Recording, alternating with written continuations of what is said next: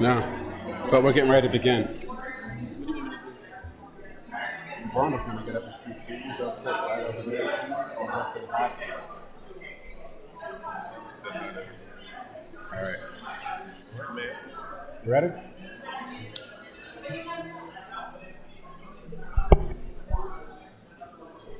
Good evening, everyone. Can everyone hear me? Thank you all for coming out this evening.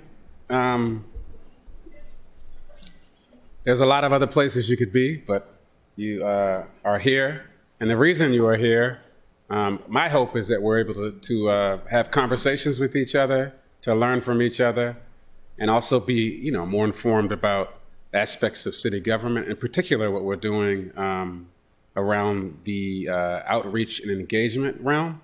And a lot of our programs. So tonight you'll hear a lot of what we're up to in the city.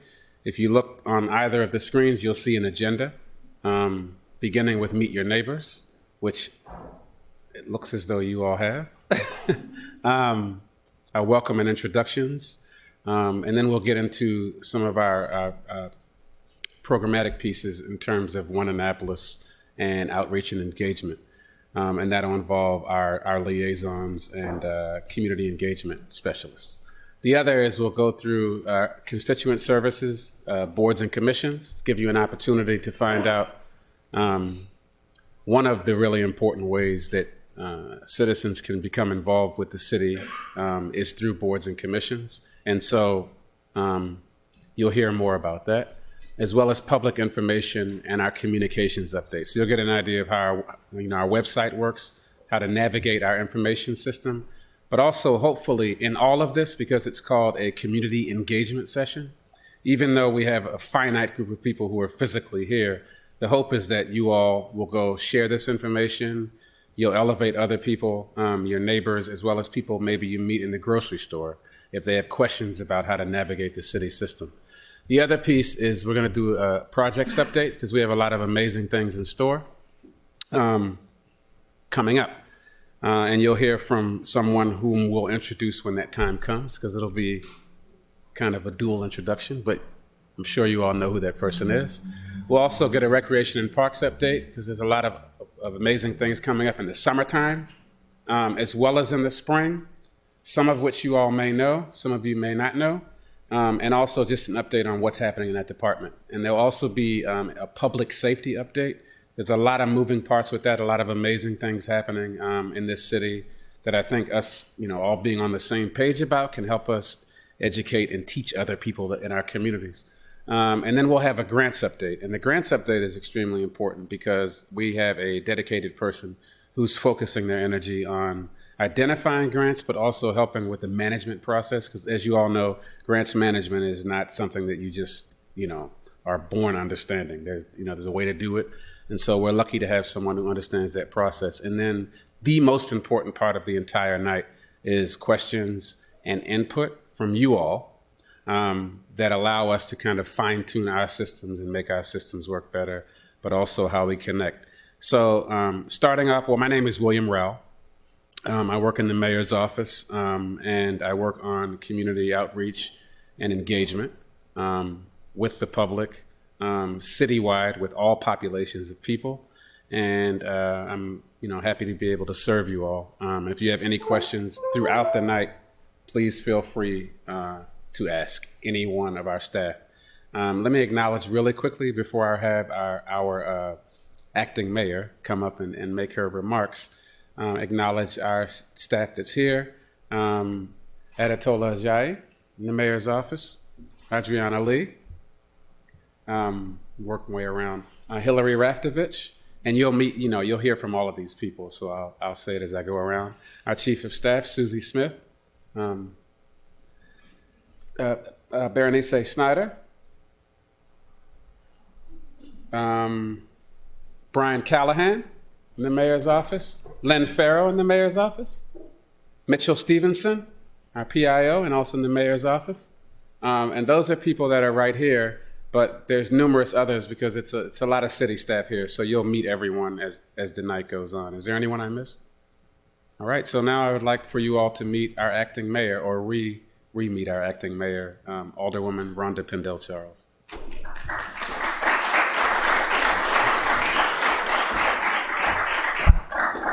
Thank you, Will. And good evening to everyone who is here tonight, as well as those who will be watching on our city website. Thank you for coming out tonight. As Will indicated, I'm acting mayor. I'm usually up here representing Ward 3, which is mostly centered around the parole area. But for the next couple of weeks, Mayor Gavin Buckley designated me to be acting mayor in his absence. And one thing I want to indicate to you all, I have a meeting tonight at 7 in Ward 3, so I will be leaving a little bit earlier, so just to let you all know. Mayor Buckley could not be here tonight because he had to make an emergency trip back to Australia to be with his mother, who was having some very serious health challenges. If we all at this time could take a moment to think a nice thought for the mayor for his safe travels and to say a prayer for his mother as well as the rest of his family.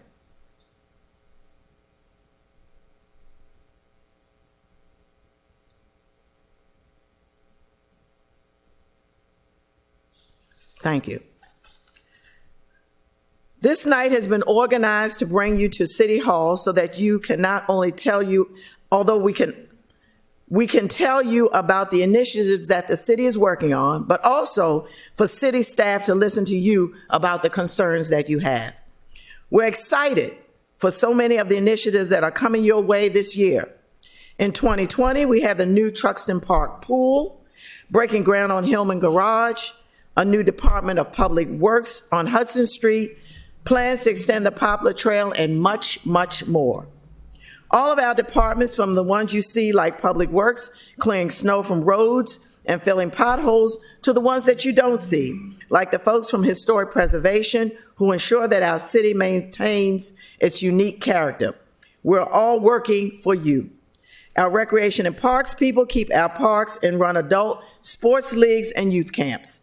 Our Police and Fire and Office of Emergency Management departments ensure your personal as well as your public safety. Thank you for being here tonight. This is not the only community engagement session we will be having. There will be more. What we do for you, your family, and our city's future starts right here. As they sing in Hamilton now, let's tell the story of tonight. God bless you all, and thank you very much.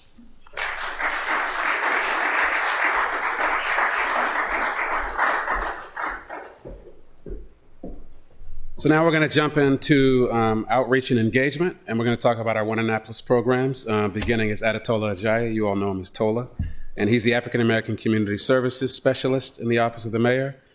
He's going to walk you through some of our programs, and if you have questions, please feel free to ask. Are there any questions or comments while he's setting up? Okay.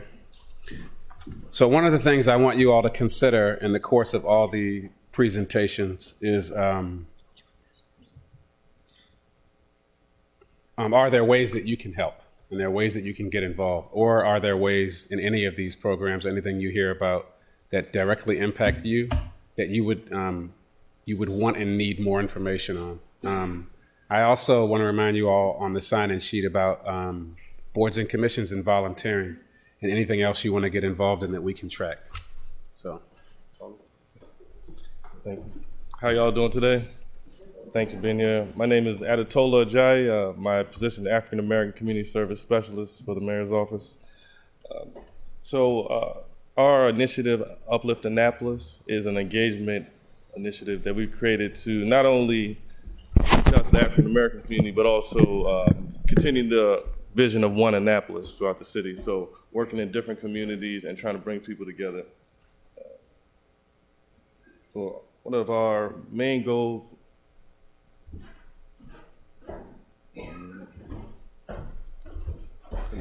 this right here is supposed to move. It's not connected. No, you're good. You can keep talking. Our main goal is to meet people where they are. So we've done a lot of engagement sessions and different activities in different communities. Oh, yeah, switch sides. How do you turn this thing? This is bad. You need to blow out. Excuse us.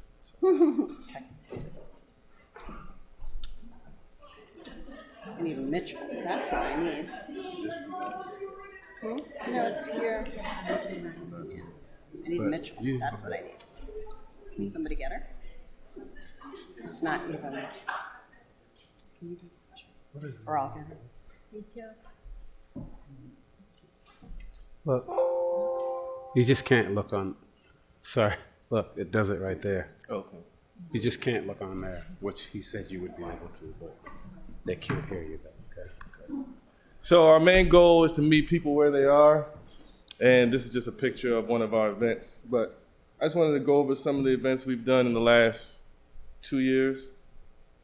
So we had an end of school celebration in 2018. In 2019, we had a back to school celebration. Let me go with these. So that was at the Stanton Center. That was 2018.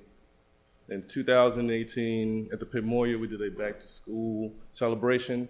And one of our goals was to try to give away as many bikes as we could. Mayor Buckley's initiative of making the city more bike friendly, we've tried to make sure that reaches all communities. And we did partner with Bike Anne Arundel last September to do a bike giveaway at Bates Athletic Complex. But this is a end of school celebration we had at Eastport pool, the Ron Fisher pool. And that was 2019. This is a drug-free All-Stars versus Team One Annapolis charity game to raise awareness about substance use disorders in the city of Annapolis, and as well as to bring young people around to see that the community can come together and celebrate recovery. This is the back to school celebration at Bates Complex, the Bates Athletic Complex. We had bike giveaways, we gave away uniforms, as well as hygiene products and book bags. And we partnered with the RMC, they're a local women's group that does community work. This is our, I don't know if any of you are familiar with Rodney Barnes, but he is a writer, and he does comic books. He creates comic books, and so he's from Annapolis. He currently lives in California. He worked on My Wife and Kids. He also created the Lando comic book for Star Wars. So last year we brought him, he came into Annapolis, and then we took him around the city and had a couple of events. Okay. This is our One Annapolis Health and Fitness Fair. This was February 2019. We partnered with the Chesapeake Children's Museum to put this event together. And that was at the Pit Moyer Center. So One Annapolis Women's Empowerment event we had, and we partnered with First Christian Church and Anne Arundel Community College. This was our One Annapolis, it says SAGE, but it's supposed to be Safe Spring Break event, and it was a 3-day event during spring break. So 2 days was free basketball training, and the third day we had a tournament with local AAU teams. And we celebrated Coach Ed Wilson. He did a lot of tournaments in the past in Annapolis. We just had our first event of the new year was a reentry fair at the Pit Moyer Center. We offered free expungements, workforce development, housing information, and we had about 30 people expunge their records, so that was good for us. And we also, want to focus on trying to stop the recidivism in this city.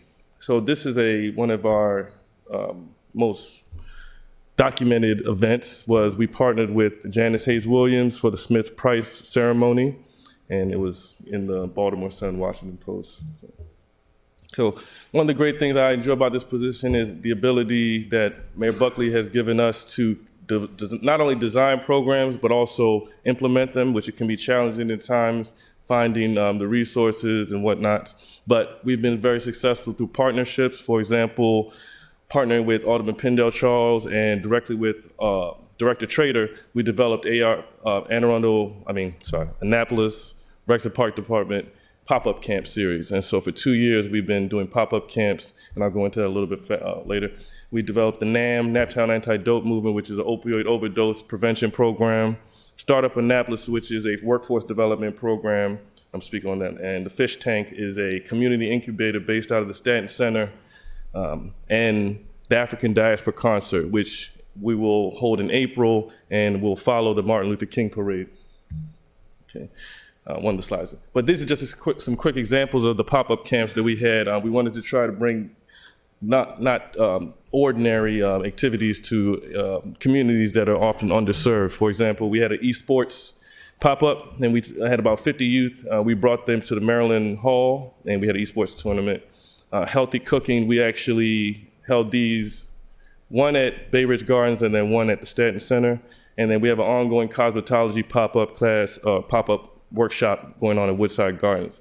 We also did an unmanned aerial vehicle, which is a drone pop-up. Okay.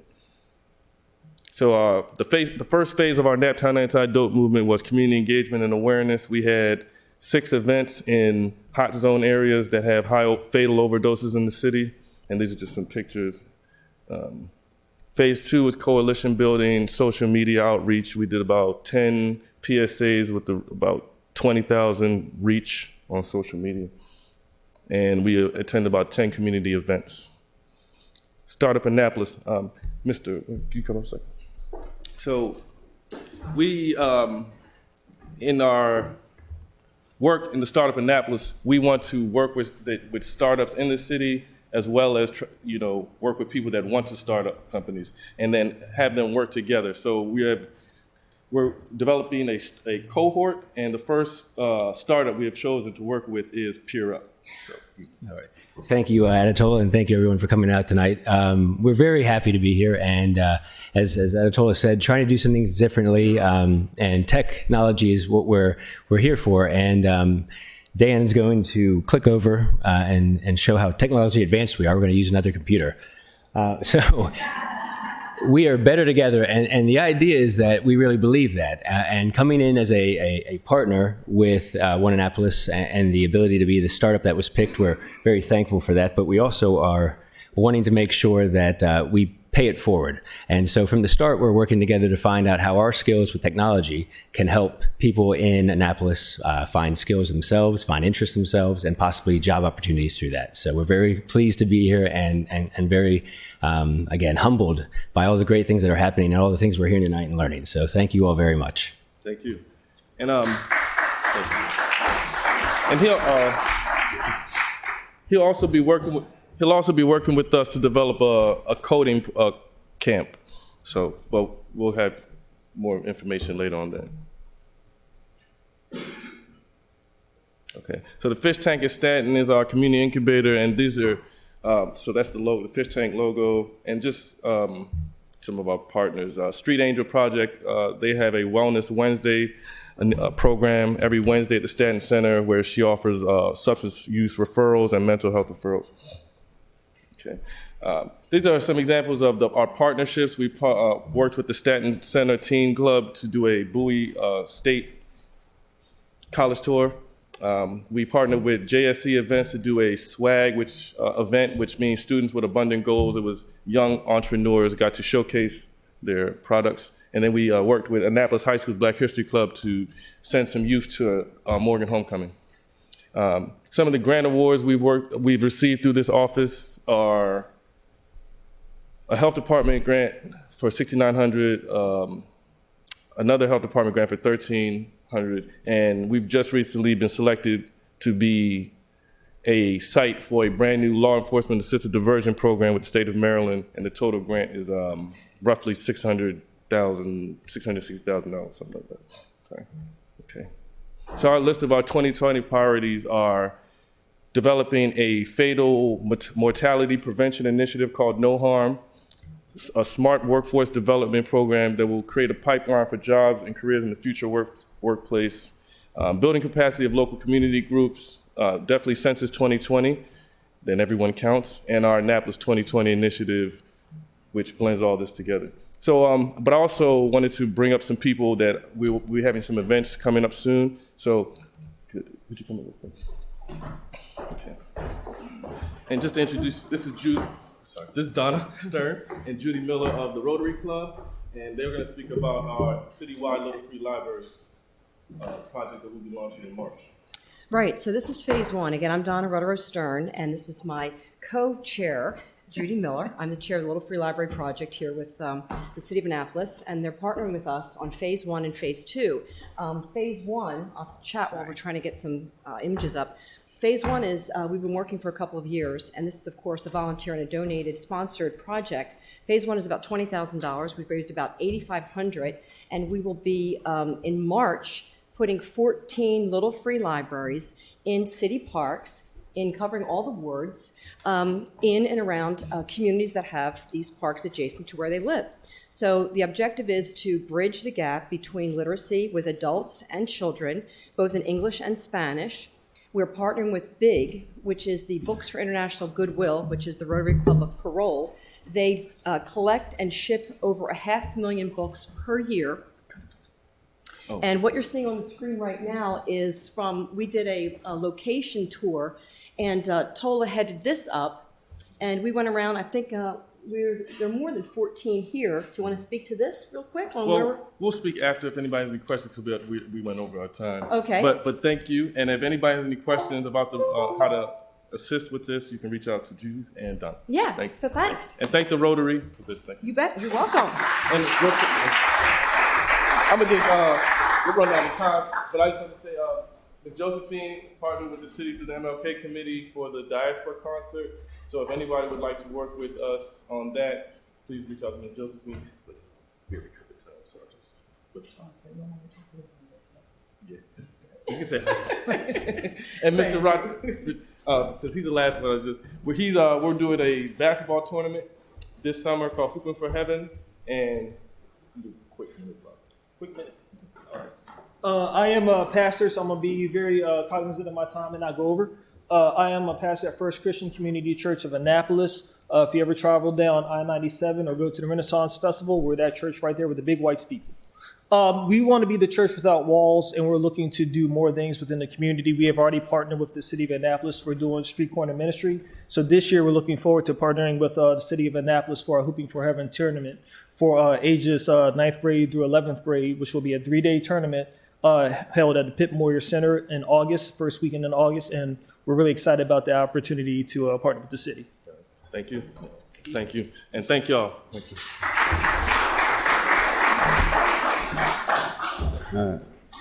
Thank you, Tola. So next up, again, if you have any questions about any of those programs, please feel free to ask Tola and some of his partners that you saw come up. Next is Adriana Lee, and she's going to talk about some of our programming in the Hispanic Latino community. Buenas noches. So I'm going to give my presentation in Spanish, but you can see what I'm talking about in the blue part that is the down of the screen. So it's exactly what I'm saying in Spanish, a little more because we Spanish, we like to talk.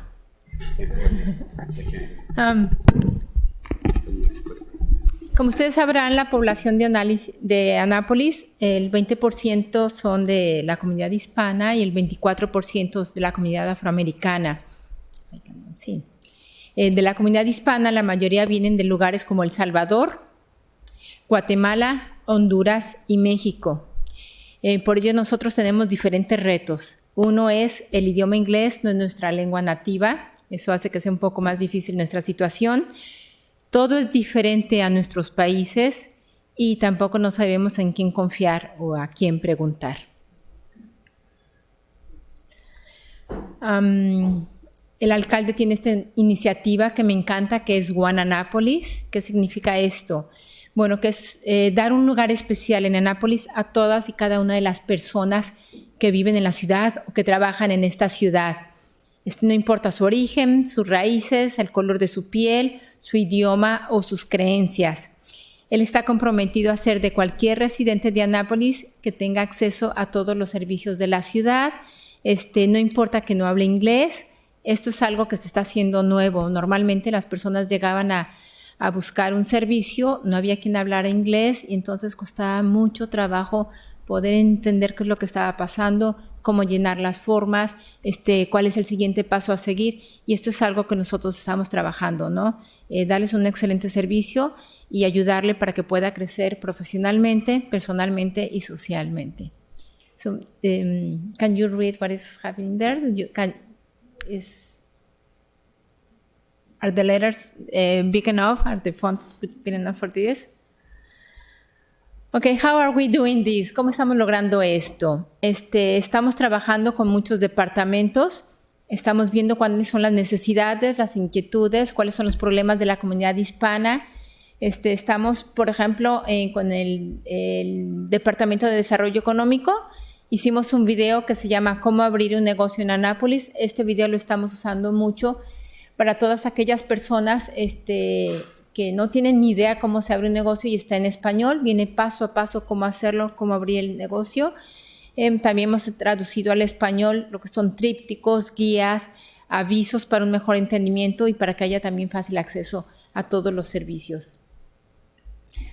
Nos hemos asociado con muchas otras organizaciones, por ejemplo, hemos estado haciendo desayunos de negocios hispanos, esto ha sido con el Departamento de Desarrollo Económico. Hemos estado con el condado de Anne Arundel, también hemos estado haciendo workshops, talleres, mesas redondas de negocios. Se enseñan temas muy importantes que le ayudan a las personas a poder desarrollar mejor su negocio, a poder abrir un negocio o saber si ese negocio tiene una oportunidad o no en el mercado. También la asociación con OIC, que es Opportunities Industrialization Center of Anne Arundel County. Hemos abierto un programa, este programa me encanta, este programa se llama Career Pathways, en donde estamos ayudando a encontrar empleo a las personas que no saben cómo buscar empleo en línea o no saben cómo hacer un currículum o no saben cómo hacer una entrevista. En estas clases que se están dando, son totalmente gratuitas, les ayudamos a las personas a que puedan encontrar un empleo. Más asociaciones. Con el Consulado Mexicano Móvil, ellos están viniendo varias veces al año aquí al Centro Recreativo Pip Moyer para que no haya necesidad de que ellos tengan que ir a Washington, D.C. a sacar todos sus trámites. Están ayudando con trámites como identificaciones, pasaportes, consultoría y muchos otros servicios que pueden ofrecer. En asociación con el Consulado Mexicano y con el Centro de Ayuda, también abrimos un programa que se llama Plaza Comunitaria. Este programa es para todas aquellas personas que no saben leer o no saben escribir, que no terminaron su primaria o su secundaria. Este programa es en español y se les entregan certificaciones al terminar. Y es para hacer esta certificación, no importa del país que sean, el gobierno mexicano lo está entregando. Y en asociación con el Anne Arundel Community College, también estamos dando clases de inglés en el Centro Recreativo Pip Moyer, son todos los sábados de 9 a 12. Lo que estamos tratando es que las personas mejoren en la parte profesional. Aunque tengan trabajo, es muy importante que vayan creciendo, que vayan aprendiendo más cosas. Entonces, por eso estamos enfocándonos en todo esto también. Otra asociación, estamos trabajando con SCORE y también con el Latino Economic Development Center para apoyar a cualquier persona que tenga dudas en la parte de negocios. Desde llevarlos de la mano en cómo obtener las licencias, los permisos, cómo hacer estudio de mercado, cómo saber los precios que tienen que poner para sus negocios. Todo eso lo estamos haciendo con estas dos organizaciones y para que el negocio lo puedan abrir pronto y también para saber si efectivamente vale la pena abrir un negocio en el área donde están pensando hacerlo. Y uno de los proyectos que también tenemos para este año es trabajar junto con el condado en la parte del censo 2020. Esto es algo muy importante. Debemos convencer a la comunidad hispana de que no hay peligro de completar el censo, de que es seguro, de que la información es confidencial y eso es algo en lo que estamos trabajando muy, muy duro. Hemos tenido también eventos culturales, tuvimos el Festival de las Flores, tuvimos el Festival del Día de Muertos, que fue un festival donde tuvimos todas las comunidades que estuvieron allí, se estuvieron divirtiendo. Queremos que la gente conozca un poco más de la cultura hispana, que conozcan también de las tradiciones, la comida, los bailables, todo lo que se hace, los maquillajes y todo lo que usamos en nuestros países. Y bueno, si tienen alguna pregunta, estamos aquí para servirles. Berenice está allá. Ella también es bilingüe. She speaks both languages. She is bilingüe. Y ella va a estar ayudando aquí en la oficina del alcalde. Y bueno, también estamos viendo que ya en algunos otros departamentos ya estamos contratando gente bilingüe que está ayudando en el servicio a todos los residentes de Annapolis. Y bueno, pues eso es todo. Muchas gracias por su atención. Thank you very much for being here. And this is something that we are doing for the Hispanic community. I do want to take this moment to, I know my voice is probably louder than everyone's who's talking, but do want to take this moment to thank Adriana for all the work that she has been doing and she will continue to do in her new position. And, you know, we wish her the best, but I do want for you all to have an opportunity to ask questions about kind of how she framed a lot of the programs she worked on, but in particular, that she gave her presentation in Spanish. And are there any questions as to why that's important, or does everyone understand, even though that was hard for us that may speak and read English, that it illustrates how important it is to think and consider equity, because those who maybe cannot read what we automatically assume they can read are having the same process that you all are having.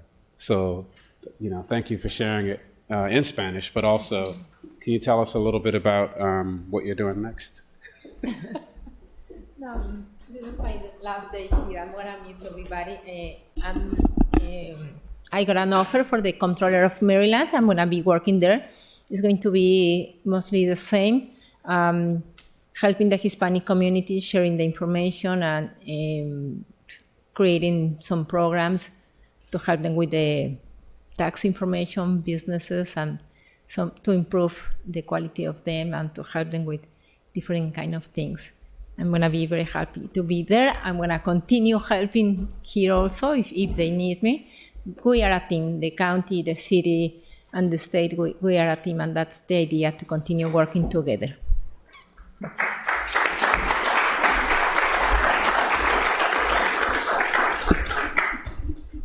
Okay, so next up we have, yes.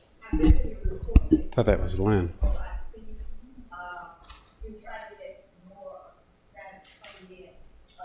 Sorry, this is all you.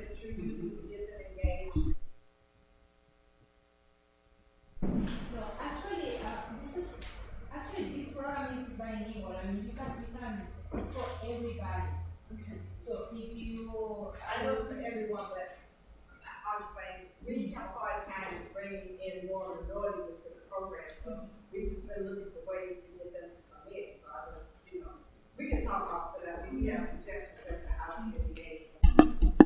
Well, we have a few minutes, and the reason why I say that is because it's better to not defer it since we have a few minutes. Because when you say, I have a question to you, when you say minorities, explain what you mean by that.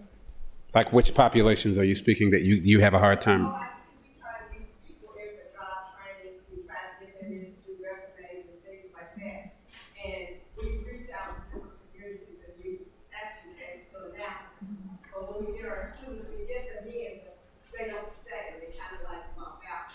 My question is, what can we do to ensure that they, you know, complete the program, as well as the minorities, but, you know, they all, some states, if we start out with 12, we may actually have 2 finish. So is it something that we need to do to restructure our program, or there are incentives that we can offer so that we make sure everybody's success? it's actually this program, the one that we are working with, just started. It started on, I think it's the middle of January, and we are working with OIC, but also with the county.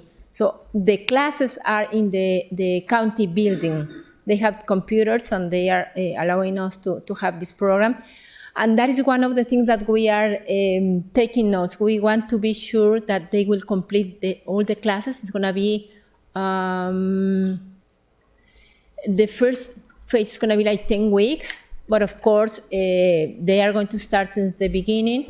And if you find a job in 2 weeks, you don't need to continue going to the program, right?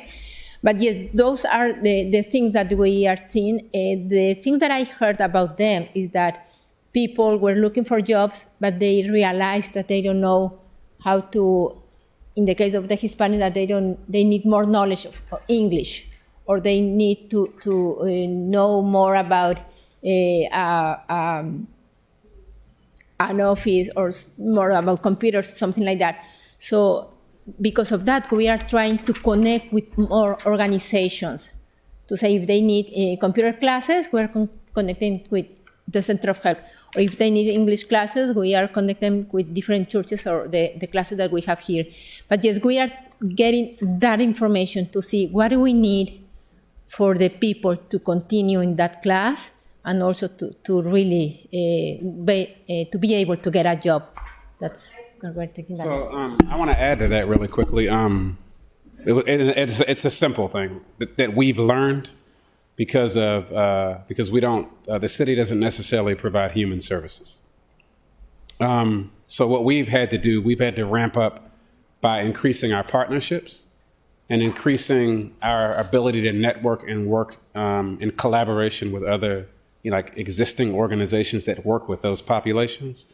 So the reason why I was drilling down on specifically what you meant by minorities, did you mean Hispanic, Latino, African American, women, young people? I mean, because depending on where you are, that it means something different. In Annapolis, we have populations that can't access things like that and complete it because of what we've learned in the city. And we happen to have our director of Department of Transportation here as well, because we have transportation issues as well that prevent people from being able to access those services.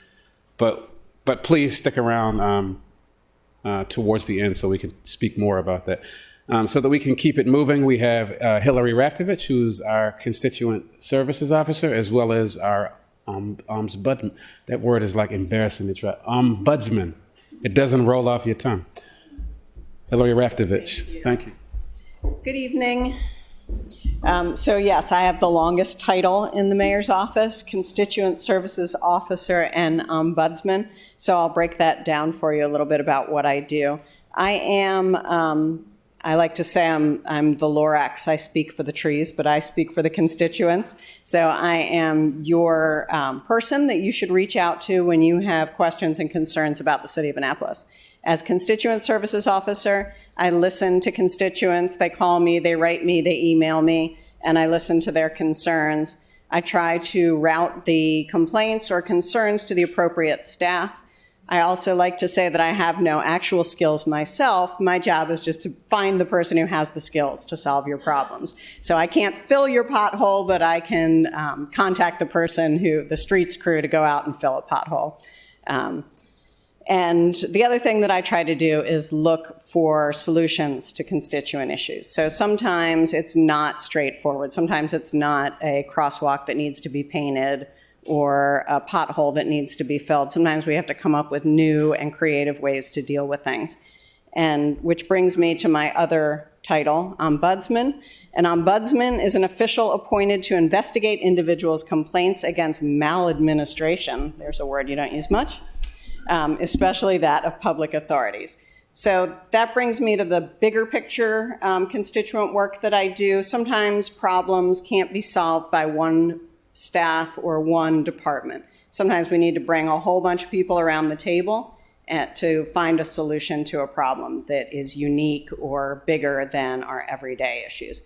And oftentimes with, say, permitting, somebody will be going back and forth with the city and talking to this person and then that person, and we can find a solution when we're all in the room together. So I facilitate those meetings. Once again, I bring nothing to that table except my ability to talk to people. So I bring everybody into the same room, and I find that when people are face to face, these problems that seemed unsurmountable, suddenly everybody finds solutions, because it's a lot harder to say no when you're looking right at the person. So that's a lot of the work that I do. If you have a concern, you need to know how to address that concern. So this is my contact information, and of course, our business cards, I assume, are all out there. You can take mine. I'm Hillary. And so you can call me, you can send me a letter, or you can email me. My email, I have like 5 email addresses, but I'm putting the easy ones to remember on here. So constituentservices@annapolis.gov is one of my email addresses. And generally, if your issue is complex, call me. It's easier because we can talk back and forth and get more information. But you can also just send me an email. And I put some links in here just to show you on the city how you can get things done. So while you can always call me with your problems, big and small, sometimes you can fix it yourself. So we have something called Talk to My City. So if we go to, and it's not going to come up on there, okay. If you go to the city website, let me fix this real quick while I talk. There is a place where you can put your concern in online. And when you do that, it gets routed automatically to the correct department. So if you're at the city website, annapolis.gov, you can find this little how do I, and it's how do I submit a problem. And when you go there, I'm already signed in, but it'll ask you to sign in. You can go on as a guest, but you won't get any communication back from the city if you go on as a guest. If you set up an account, then you should be able to get information back. And you would just put in your name, I'm Hillary, and you'd put in your phone number and your email address. And then if you look down there, this is all up now, right? You would put the location. So if it's not at a particular house, you just guess approximately what the address is and the street, all the streets that are in the city are in there. If you go to put something in and the street where it is doesn't come up on here, it's because you're not really in Annapolis. One of the most common calls that I get is somebody calling me for a concern and telling me they live in Annapolis, and I have to tell them that they don't, because there are lots of Annapolis addresses that are not in the city of Annapolis. So that's the first thing I check, is if you're actually in Annapolis or in Anne Arundel County. And then there's all these things to choose from. Is there graffiti that you saw? Do you have a snow removal problem? So you can put all this information in yourself and send it in, and it should get automatically routed to the department. Now, if you do this and you don't hear anything and your problem doesn't get solved, that's when you call me. That's most of what I do, is try to figure out the things that didn't get solved. No, not really. And anybody who's called me this week, no, I have not returned my calls yet this week. So, please forgive me. Give me a couple more days. I will get to you eventually. So yeah, it's busy, but most, there are a lot of people who call directly to departments and know where to go. But if you don't know where to go, you can always go to me. And then, let's see. My other job that I do is boards and commissions. So the city has 20-something. It goes up and down. I think it was 28. I think we're at 26 right now, boards and commissions. And these bodies make decisions. Some of them make final decisions, the Planning Commission, the Board of Appeals, the Ethics Board. These are independent boards of residents of the city that make decisions about development, about, just about everything. So it goes to some board or commission. Whether you can change your shingles on your house in the historic district is going to go to the Historic Preservation Commission. So these boards and commissions need people like you to serve. So if you want to serve on a board or commission, I'm the person to talk to about that. I accept applications and take them to the mayor. The mayor selects and then sends them to the council for approval. I put up on this slide some of the commissions we really need folks on. We have a commission on aging that's very excited to increase their work and find ways to reach out to our increasing aging population in the city. We have a financial advisory commission that reviews our budgets. They review our capital improvement program and our union agreements. The Heritage Commission is looking for people who have an interest in the history and culture of Annapolis. Our Recreation Advisory Board is a very important board. that that advises the city on recreation, both at the rec center and also in our parks throughout the city. And the Transportation Board. If you are a person in Ward 4, 5, or 6, or you know a person in Wards 4, 5, or 6, especially one who rides buses and has an interest in transportation, please send them my way. We've just reconstituted our Transportation Board, and we want to make sure that we have representatives from all over the city. And those wards are all sort of represent one area of Forest Drive. And so it's imperative that we have somebody who lives over there and understands the issues over there. On the side table over here, I left a full vacancy list. These are the ones that I'm most in need of people for right now, but all the current vacancies are listed there, and applications to apply to be on a board are listed there. So how to apply to be on a board? You can call me at that same number. You can email me at one of my other email addresses, boards@annapolis.gov. That's my easiest one. Everybody can remember boards. Or you can go online. And here on our volunteer opportunities page, you'll see that there is a vacancy report that I update monthly that will tell you what our current vacancies are. There's the application for boards and commissions, and a sample agenda. You can also click over and look at agendas and minutes of our current boards if you want to see, if you're interested in a board but you want to see what they're doing. You can go through there. The agendas are here, the minutes are over here. And there are descriptions of the boards as well. This is all under this government tab. So you can go in and look at boards and commissions listing. And then you can look at any of the boards and what work they do and what their interests are. So, and I think I spoke about the decision-making boards, and I forgot to finish that thought, which is that we also have advisory boards. So boards like transportation, the Environmental Commission, the Conservancy Board, while there are sometimes decisions that come to them, mostly what they do is advise the city. So it's their job to give us great ideas and advice about how we should, what programs we should be doing. Sometimes they'll review legislation that is pertinent to their category. So these are just great ways to get involved and be part of our city. And of course, since you're here tonight, I know you're all people who want to be involved and part of our city. So you're the perfect crowd for me. Does anybody have any questions about boards or about constituent concerns? You can all email me your constituent problems tomorrow. I expect a flood of potholes and other issues. So, thank you.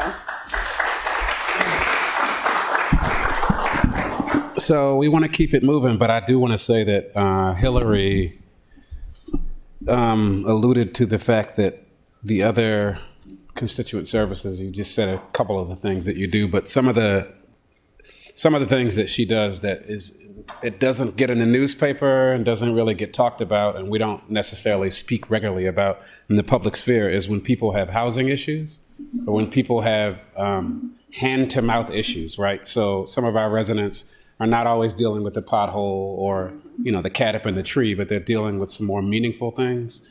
And it's interesting how they may call a lot of different places, but they get to you, and then you help triage. And I get them to my favorite inspector. So when your problem is mold in your apartment, or your landlord isn't fixing something, that, especially if it's a life safety issue, we have inspectors in our planning and zoning department that go out. And I have one in particular that I try to send everything to, because she is the most caring, and she's just great when she goes out. So you can send those to me too. Okay. I'll take them all. Thank you, Hillary.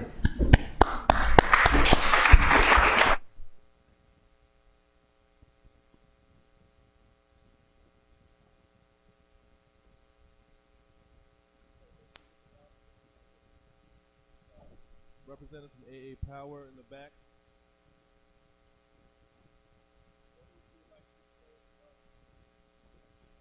She'll do that for you, and it'll only take about 5 minutes. Narcan is a drug. It's Sorry. Yes, it's a medication that reverses fatal overdoses, opioid overdoses. So, thank you. So now we'll move into another key aspect of something that happens in the city, but also in the mayor's office, and that is our communications and public information, which is the informational part of everything that happens in the city, and that's Mitchell Stevenson. And she will walk you through what she does. Oh man, it's already ready. Hey everyone, thank you for coming out tonight. I'm Mitchell Stevenson, and I'm the Public Information Officer for the City of Annapolis. So my job mainly is to share information, not just from the mayor's office and the city council, but from all departments across the city. So I'll get things from Archie's staff at Recreation and Parks. Maybe there's a greenscape event happening. There's a sign up for adult softball leagues that they want me to help push out information. I do press releases. When there's a snow event, I work with Kevin Simmons over at the Office of Emergency Management to make sure people know what roads are closed, where there's parking restrictions. I work with our events planner to make sure we know where roads are closed for parades and things. I maintain a calendar for the mayor's office and make sure calendar items are pushed out. Work with the TV station. I manage the city's social media pages. That's Facebook, Twitter, and Instagram. And you should follow us and like us on all of those to make sure you're getting the most up-to-date information. And then I also help to keep the website up to date and use CivicSend to sign up for various things like the mayor's newsletter. So if you're not using CivicSend, you can just go to the homepage of the website, and right at the very top, there's a crawler on the overline that says sign up. If you ask to get the mayor's newsletter, you'll sort of get the priorities of the mayor every other week. You'll get all the listing of events that are happening in the city, everything from fingerprint days at the police department to parades, all kinds of stuff. So I only have 5 minutes, so I can only talk about a couple of things, but I'm going to talk about two things right now. First are two reports that we recently did that I wanted to bring to your attention. City Dock Action Committee was a group of 100 people who looked at what's going to happen at City Dock, and we put that report together. It's going to come up. I'm the communications person. I do know how to work this. That is available on our website. If you just put in City Dock Action in the keyword, you'll be able to come up with, it's about a 150-page report. It talks about all the various things that the City Dock Action team looked at: parking, access, businesses, the resilience initiatives, and flooding. So that's online. Please go download it. And then we also worked with all departments in the city on a progress report that's looking at the last 2 years, so Mayor Buckley's first 2 years in office, but it goes back 2019. It's not completely comprehensive, but it's really a highlight reel, and it's available in the back. You can be like my Vanna White. So I'm just going to go through really quickly some of the highlights from the highlights of the highlighted progress report. So in the finance office, these are some of the things that Jody sent me. Some of the things that Teresa and Jody worked on to really tighten up finances in the city and make sure that we were transparent and delivering things to the city, to city residents, taxpayers, in a way that's understandable. A lot of transparency and a lot of cost-saving measures. In information technology, one of the things that I really like about working for Mayor Buckley is he really likes to highlight the things that staff are doing. And we have a staff member, Sean Wampler, who worked with Kevin Simmons to create a bed finder app. So if somebody goes into one of our safe stations and they're having an issue with addiction, Sean, who's our GIS coordinator, that's Geographic Information Systems, she created an app so that we would be able to find where there are inpatient beds for people to get into treatment right away.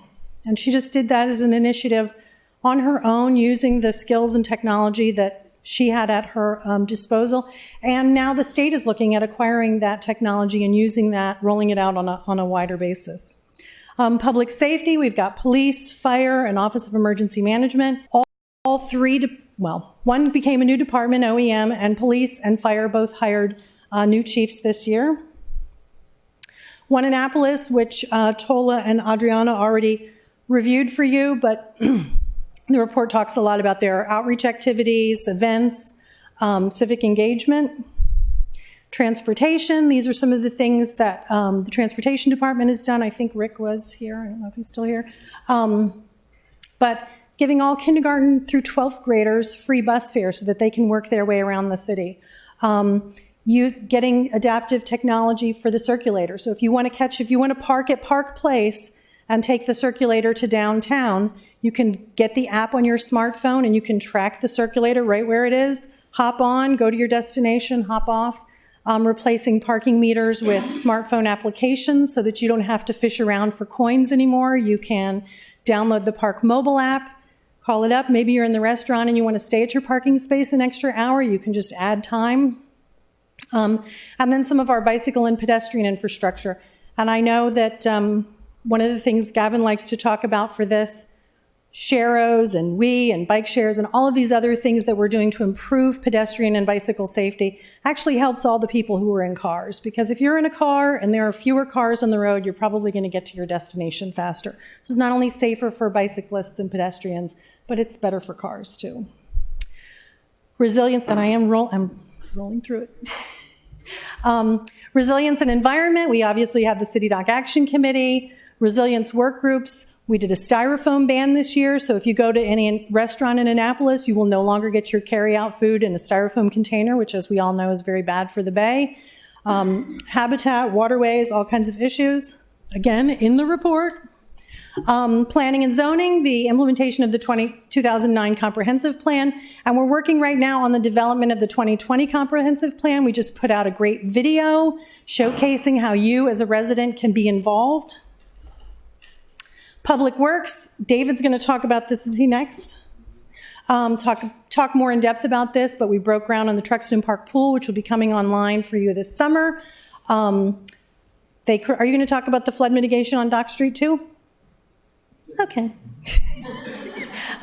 They created a temporary solution to the flooding that was ongoing on Dock Street where those businesses were being inundated with water. They created a pumping system down there with a very small pump and backflow preventers.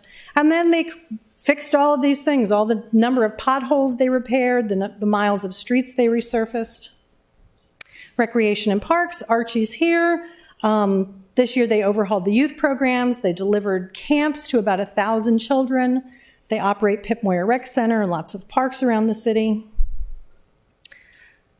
Finally, the last page is city events and Ombudsman. We have more than 100 events that take place in the city. Those are things where roads are closed or City Dock is closed. Sometimes they're not closed, things like the Military Bowl that happen in our city that we just have to make sure that we have our public safety folks aware of and in control of. And lastly, I also do citations and proclamations and letters of condolence and letters of recognition, all those things that you as residents might come to the mayor's office and say, I'd like to have somebody recognized for something. I take care of those. You can email me at mwstevenson@annapolis.gov. And if you showed up tonight here, I would love for you to raise your hand. Did you show up? Are you here? Now bend it at the elbow and pat yourself on the back. You're involved in your own government. Thank you. That was like super, super on point. That was a lot of information. That was a lot of information, wasn't it, for that period of time? So thank you. Do you all have any questions for Mitchell? If you do, you recognize Mitchell. If you see her walking down Main Street, pull her up and ask her a bunch of questions. So coming up right now, we have a projects update from David Jarrell, who's our Director of Public Works. And this is a number of things that he's going to be going through. So please ask questions if you have any.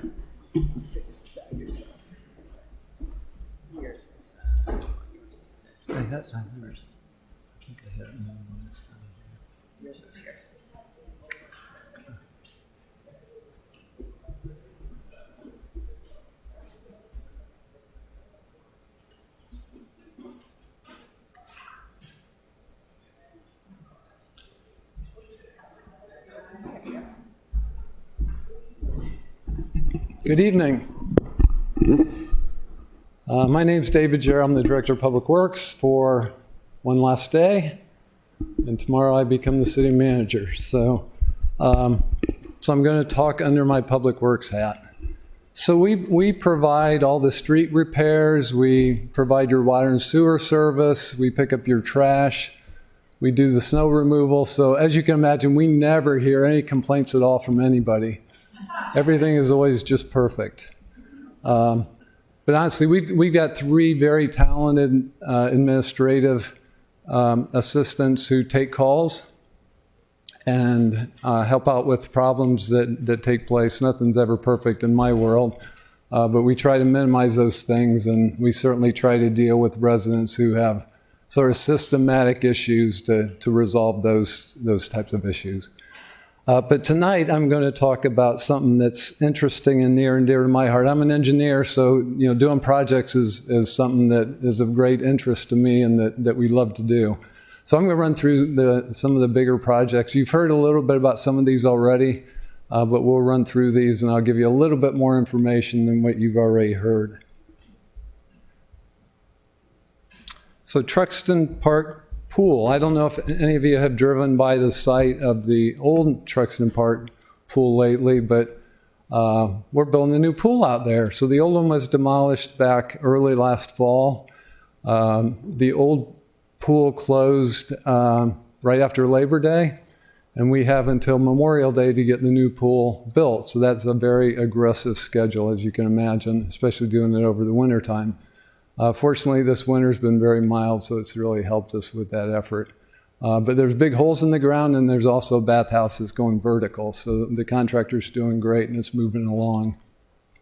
It's going to be kind of interesting because in addition, as you can see, hopefully on this drawing, in addition to the competition pool that we have in the center on here, we're also going to have a splash pad for the kids, which kids love those things. And then we're also going to have a recreation pool that's going to have slides and lots. It's going to be one of those like beach entrances into the pool. It's going to be really, really cool and great. So we're really, really excited. In addition to doing the pool, we're doing a lot of environmental upgrades down in that area, a lot of stormwater management improvements. So not only is it going to be a great pool, but it's going to be a big environmental improvement down in that area. So if any of you have driven by our Public Works facility out on Spa Road, you know that those facilities need to be replaced, and they have for several years. So the facilities on the east side were demolished a few years ago in anticipation of this new project. It got held up while we looked at alternative sites for the facility. Now we're ready to go, we think, out on Hudson Street, and that's the site that's shown on the left side there. We actually are purchasing it from a company, Absolute Fire Protection, that cleared it, and we're planning to build their headquarters out there. And then they changed their minds, and we're trying to buy it and move out there. The rendering on the right is what the facility was going to look like when we were planning to build it on Spa Road. But that's going to change pretty dramatically because it doesn't need to be quite that elaborate out on the end of Hudson Street where we're surrounded by car dealerships and industrial users. But we're really excited about that. We're hoping to get started with the construction of that facility this next fall. Hillman Garage replacement, we have a request for proposal. What? I think I just skipped ahead.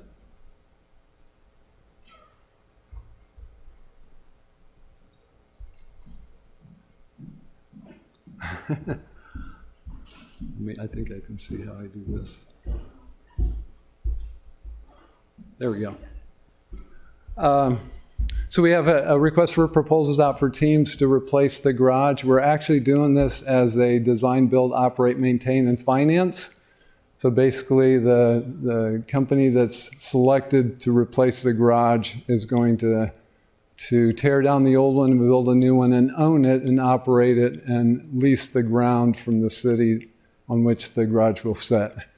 So we expect to have a selection this spring and start the construction about a year from now on the new garage. You heard a little bit about the City Consensus Plan. Really great stuff. The City Dock Action Committee did all the work on this. So it was a group of about 100 people that worked on all the different aspects of City Dock, including this consensus design. There was a group of design professionals that spent a lot of time coming up with this consensus plan. It's called the consensus plan because it's difficult to ever get to consensus here in Annapolis, and they put the pieces together to get a lot of buy-in for the concepts that they have. It really is very conceptual at this point. So when we start moving forward towards actually implementing this project, there'll have to be a lot of details worked out. There'll be a lot of public input sought, a lot of public meetings. So please come out when the time comes that we're doing the design to tell us what you think City Dock should look like, because it's going to be kind of a wide open process. You know, using this sort of as the framework for the project, but as I mentioned, a whole lot of details to work out. I think this is probably the mayor's favorite project, and this is the West-East Expressway. It's going to be a bike lane and pedestrian way that runs parallel to West Street. Part of it will be Poplar Lane, but it'll be an extension of Poplar Trail on both ends. So it'll start at City Dock and run all the way out to the area by the mall. There's actually a lot of right-of-way that's available out there. It was the old train right-of-way parallel to West Street. And so we're really, really excited about this. This will be a great amenity for the city if we're able to get it, or when we're able to get it installed. Very exciting. And this will be paid for mostly by grants. So we're going to seek grants to pay for this. And actually, I think my last one is we're also, in addition to the pool out at Truxtun Park. So Archie, who's going to talk after me, is, I think, very excited about all these projects that he's getting done out at Truxtun Park. But this is going to be a reconstruction of the tennis courts. There's going to be some dedicated tennis courts. There's going to be dedicated pickleball courts, and there's going to be some courts that you can play both pickleball and tennis, but not at the same time. So this is under construction right now. We expect it to be completed by May, by the time the tennis and pickleball season starts. I'll just mention one other, and it's not our project, but it's actually a county project for the new library that's on West Street. I'm sure most of you have driven by that. Another exciting, and it looks like an amazing building. So I think that library is going to be a much better building, a much better library for the community. So are there any questions at all about projects? One in the back. Do you have any budget information for those projects that you went through? Sure. What's your question? What is the budget for each one of those projects? Sure. Let me get my notebook over here.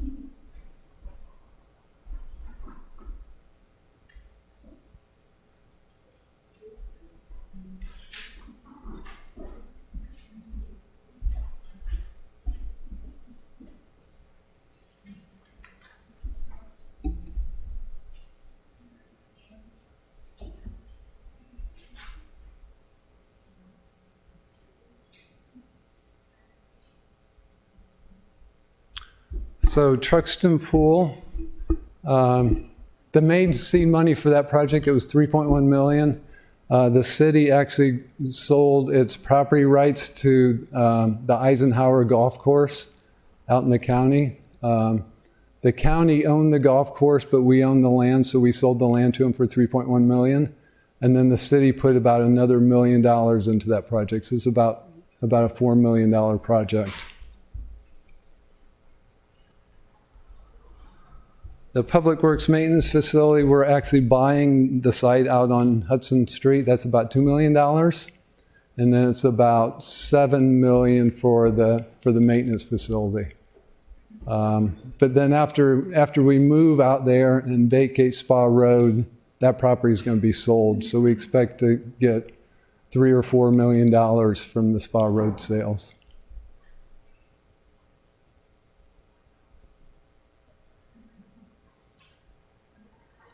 Hillman Garage, the cost estimate's about $15 million, but again, that's going to be design.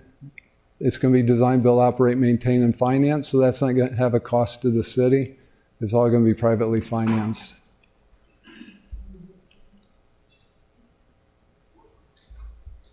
City Dock, the ballpark estimate that's being thrown around, again, this is based on a very conceptual design, is about $50 million. That's really, really a rough estimate that needs to be validated.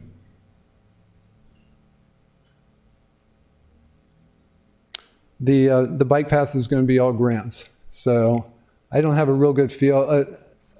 A pretty big portion of it is the Poplar Trail that's already in place, but that's going to need to be redone. It's going to need to be widened. So I'm not sure.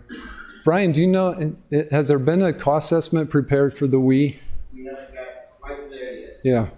But I can tell you there's some grant funding that we got from the state of about $80,000 for the design.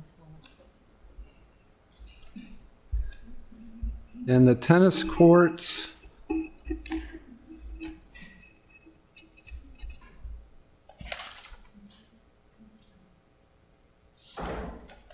are $600,000. So $600,000 for, let's see, 12 tennis courts. Any other questions? Great, thank you.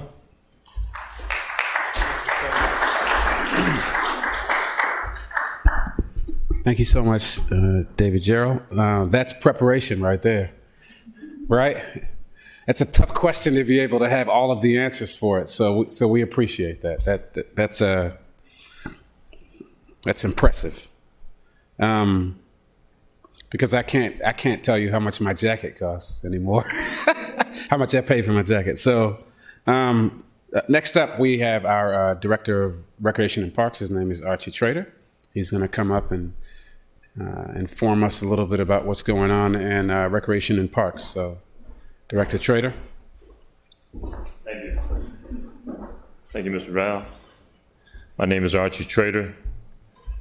I'm the Director of Annapolis Recreation and Parks Department.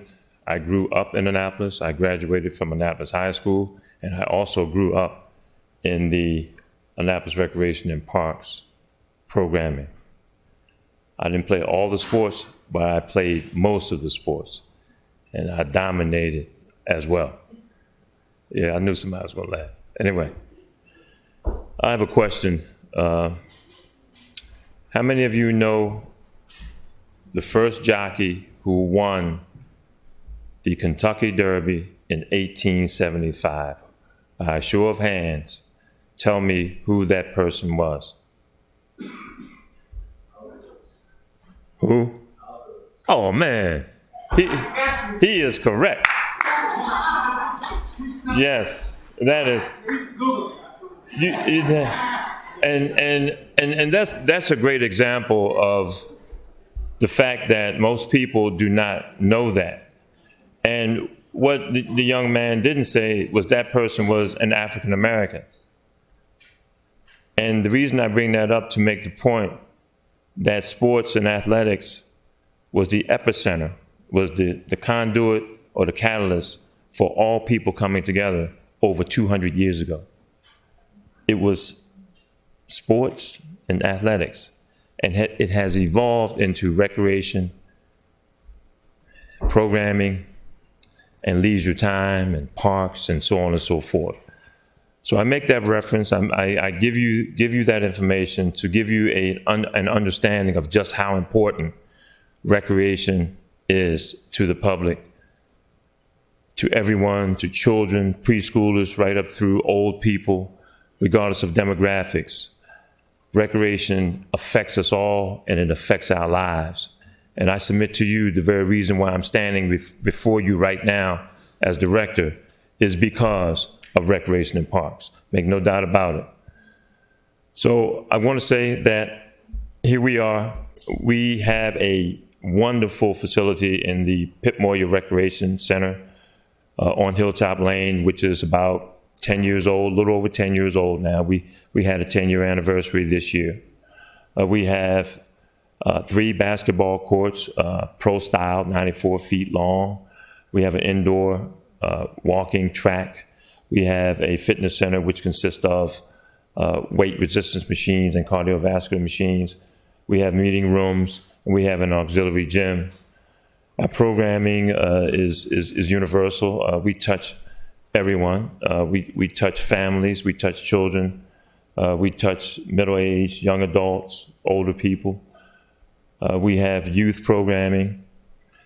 We have pickleball, which is a tremendous program at the facility, and it's a growing program throughout the country. And we would like to say that it's really big at the Pitt Moyer Center in Anne Arundel County. Our youth programs consist of fencing, boxing, youth basketball, soccer, summer camps, summer pop-up camps. We have adult programs consisting of kickball, softball, basketball. One of our oldest programs in the department is the Annapolis Men's Summer Basketball League, which is over 42 years old. And once again, I have to bring to your attention my involvement as the first guard to win that championship in 1973 at 17 years old. Just thought I'd throw that in. But anyway, we have a tremendous department. Our parks, we are trying to develop our parks. We're trying to make our parks more welcoming.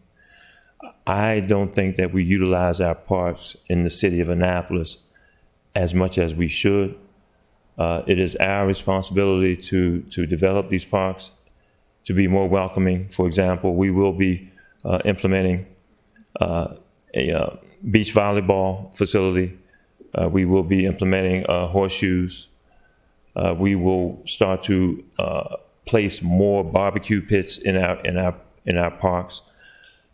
Some of you may not know that we have a waterworks parks, which is our example of an environmental oasis, if you will, where we have a catch and release pond or reservoir, if you will. It was the original reservoir of the city of Annapolis.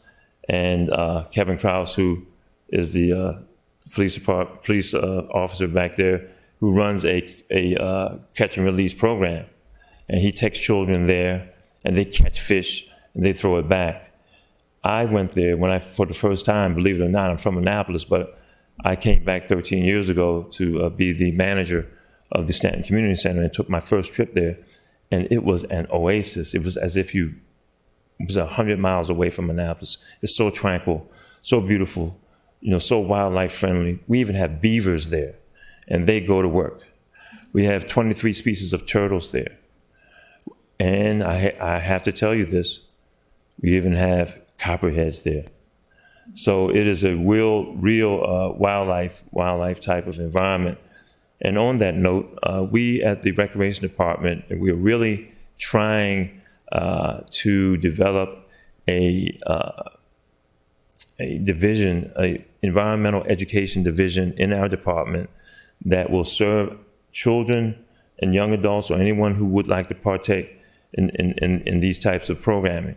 In fact, I had a meeting the other day with an Anne Arundel County waterway agency, as well as an Anacostia waterway agency that came to give us information on how to develop that. What we really need from the public, we need a Friends of organization to support the Recreation and Parks Department so that we can raise money, raise funds that can help renovate our parks, help support our programmings in aquatics and in recreational programmings, in our trail restoration, which is very necessary, especially in the Truxtun Park. So we need to, if you have any desire or know people who would like to participate in such a Friends of organization to help our department I would certainly appreciate it, and my staff would appreciate it, and the city of Annapolis would really appreciate it. Are there any questions?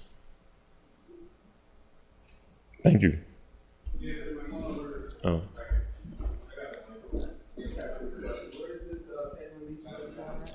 It's right on 450, right up about a quarter of a mile past the admissions place, right on 450. Okay. Waterworks Park. So you know where Home Depot, the other Home Depot, It's about a mile past there. You do need a permit. It's about $10 a day. You just come to the Pitmore Recreation Center and just purchase your permit to go there. Okay. Thank you. I want to also add. So I have a question for you that I want you to jump on, but I want to tell you that one of the partners for a lot of the programs we've been doing out of the mayor's office, because initially we didn't have a huge budget, because we're piloting a lot of programs, and Director Trader has been an excellent partner in that, because he gave us an opportunity to pilot programs that were kind of non-traditional, but they did reach a population of people that needed some services that we deemed, would be really, really helpful to help connect the dots between what they received in school and what they were getting at home. And so as a partner, remembering that Recs and Parks definitely bridges that gap. And after school care, sports, it isn't just sports, but it's also peer-to-peer learning and mentorship. So thank you. You're welcome. We appreciate that. You're welcome. Thank you. And the question I had, I know you're walking away, Mr. Trader, but the question I had was, do you have need for persons on your Recreation Advisory Board? Yes, most definitely. Okay. We need new members, we need fresh blood, we need creative thinking. Okay. And we need out-of-the-box type of thinking. Okay, thank you. So if anyone is interested in supporting Recreation and Parks by being on their advisory board, please let Hillary know or let one of us know, and we'll connect the dots. So we keep it moving. I thank you all for your patience. We're almost done, and we'll get an opportunity for us to exchange some things. But next we'll have our public safety update. Chief Jackson let us know, our new police chief, let us know that he has an engagement that he had to be at 7 p.m., so he wasn't able to make it. We are lucky enough to have Lieutenant Kevin Krause, who does programming, works in communities, and is obviously a lieutenant in the police department. And he's a wealth of knowledge about the city and what goes on. So Lieutenant Krause, thank you.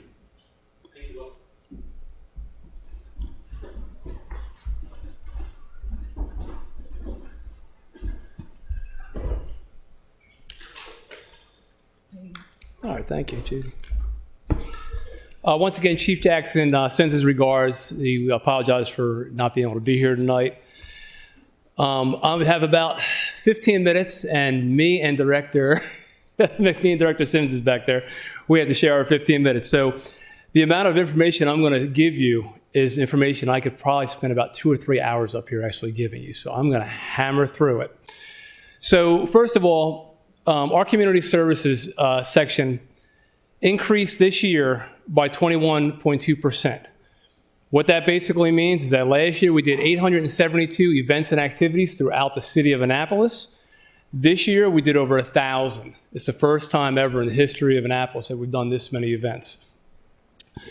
Going back a little bit, about 4 years ago, I took over community services back in 2017. Prior to me taking over the unit, they were doing approximately about 115 activities and about 81 school visits. Now we're up over the last 3.5 years. We're doing 1,057 activities and events throughout the city and over 562 school visits. What that basically entails is, because people always ask, well, what's an activity? What's an event? So I'm going to go through just a few of them because, like I said, I could be up here for about 2.5 hours going through all the stuff we do in the communities. Excuse me for 1 second.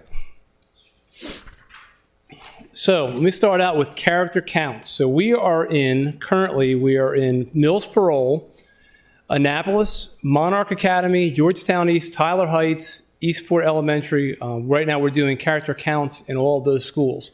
Last year we taught over 251 lessons to those kids. It's a lot of kids. There are homework clubs throughout the city of Annapolis. We attended 210 homework clubs throughout the city of Annapolis. We started a PAL program a year and a half ago when Chief Baker was here. And we continue to do that with the Boys and Girls Club on Smithville Street. And we are partnering with Archie, and there's a new grant that's out. So we are actually starting a PAL program at Pitt Moyer starting, I believe it's the beginning of March. Is that correct, Archie? And that's going to be for kids that are between the ages of 17 and 23. And I believe it's going to be an 8-week basketball. Is that correct, Arch? 8 weeks. And it's going to be on Tuesday and Thursday. So officers will go out and they'll help coach the different teams, and they'll be out there to just interact and make friendships and make bonds with some of the teens. We also teach DARE right now just at St. Mary's Middle School. We used to teach it at Bates Middle School and also at Annapolis Middle School. There was an issue with the Board of Ed and also with Anne Arundel County Police. They were not able to fulfill those certain things. Unfortunately, we only have 2 DARE officers right now, so we were not able to take on those schools this year. Hopefully next year we might be able to bring that back. We have a cadet program. A lot of people don't know we have this program. It's for kids that are between the ages of 18 and 20. I say kids, young adults. Between the ages of 18 and 20 years old who are interested in possibly becoming a police officer someday. It is a paid position. We have an Explorer program, which are kids for the ages of 14 and 20. And they meet weekly on Monday nights if anyone ever wants to come out to bring a child. It's, like I said, they're from 14 to 20 years old. We started a new program this year. It's called Annapolis Cares Project Lifesaver. Basically, it's a 2-prong program. Basically, the way it works is we go back. So it's a 2-prong program. Officers are quickly able to identify someone with a cognitive issue, whether it's Alzheimer's, autism, and this way the officers they get there and they see, we put stickers on people's either doors or their windows or their vehicles, and it helps officers identify that so it don't become an issue when you go to speak to the person and they can't speak, or they might be acting in what the officer might think is in a sort of a bizarre way. This kind of gives the officer a little heads up to kind of go a little gentle hands with this, just because we don't know. It's not like it's someone who's high on drugs or something like that. This is basically someone who has a cognitive issue. And the second part of that program is we have RF bracelets. So if anyone wants to be in that program, they would come to the Annapolis Police Department. You would fill out all the paperwork. Sergeant Vaden of the Annapolis Police Department is the one who runs that program. And basically, we would have an RF modulator that would be on your wrist. And if that person wandered off, sometimes we get calls to residents' homes frequently. And a lot of times it's people that walk away from their homes or kids that walk away from their homes. So with this new program we have, it makes it a lot easier for us to be able to find these kids or adults in a shorter period of time. We also do coffee with a cop. We do donut with a cop. We do cookies with a cop. We do cocoa with a cop. We do pretty much everything with a cop. So all you have to do is ask, hey, can we come out to your event to do whatever you want us to do with a cop? And we're there. Okay, we're all about it. We do tours to the station for Boy Scouts, Girl Scouts, pretty much anybody. If you have a kid and they're all about police officers and they want to take a tour of the police department, please contact me, because we love to have kids in our department, and we walk them around and we show them everything. It's awesome. We do badges for baseball at the Cal Ripken Foundation field over at the Boys and Girls Club. We started last year community movie nights. So we did 23 community movie nights throughout the community. Our goal this year is to do 40. So if you live in a community in the city of Annapolis and you would like to have the police department come out and put up our big 20-foot by 18-foot screen, we will be more than happy to come out and set it up and have a movie night for you. We do pop-up food pantries. So we have partnered with the Anne Arundel County Food Bank, and we are out with them, and we'll go to their facility. we'll get a couple truckloads of food, and we'll show up in one of the communities. And we'll just set up some tables, we'll put out some food, and we just give it all away. And it's a really good event. A lot of times, most of the time we go out, we have over 100 people that show up to get free food. And they also have other items too. A lot of times they throw in there with us too. We did cookouts in several communities this year. We did a shop with a cop where we took 20 kids to Target stores. They gave us a grant this year, and each child was able to purchase $100 worth of whether it's clothing or school supplies. So that worked out good. We have our summer camps. So Archie touched on our summer camps about fishing camp. So last year we did 13 camps. This year our goal is to do 14. Each year we try to increase it by 1 or 2. It all depends on what camps are available. But just some of the camps we do, last year we did our 3rd annual Kickball Classic, which we had 75 kids from all the different neighborhoods, from mostly low income or HACA neighborhoods, and we would bring all the kids together and we'd kind of mix them all up. Because sometimes in our communities in Annapolis, we have certain groups and neighborhoods just don't seem to get along. And we don't seem to know why, because they're all kids that are all kind of going through the same things. So we kind of bring all the kids together. We kind of mix them all up. They get to realize, hey, just because I'm from this community and you're from that community, we have a lot in common. And, I don't know why we beef, So we do that. We had a CSI camp. We did 2 fishing camps. Like Archie said, we fish over at the reservoir, and we also take kids out on the boat at Chesapeake Bay. And I'm telling you, it is amazing to see these kids who are no bigger than this catching fish as big as them. And it's absolutely awesome.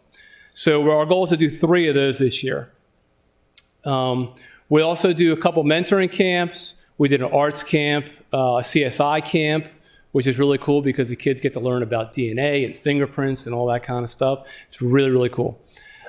We did a crabbing camp this year. I actually brought my boat into Annapolis, went on the Severn River. We went out for about 3 hours. We caught about almost 2 bushel of crabs. We pulled right up on the Jonas Green Park right there on the beach. We pulled the crabs out, pulled the big pot out, steamed them up, and the kids had a crab feast right there on the beach. So the kids really enjoyed that. We'll definitely do that maybe once or twice this year. We do back to school events. We do trunk or treats. We do National Night Out, Thanksgiving events. And literally there's probably another 400 or 500 events that I can go on and on and on about. So that takes care of what we've done. What are we doing?